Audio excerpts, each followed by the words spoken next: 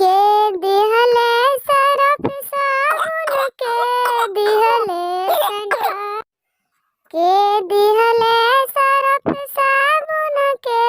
दिहलक संठा है के दिहलस सरफ साबुन के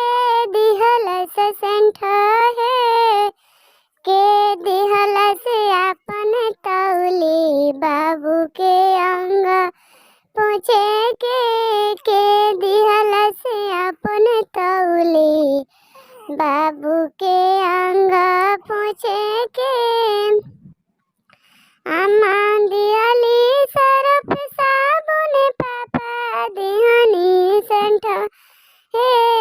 अम्मा दिहली सरफ साबुन पापा दिहनी संठा हे भैया दिहले अपन तौली बाबू के अंग पूछे के भैया दिहले अपन तौली बाबू के अंग पूछे के।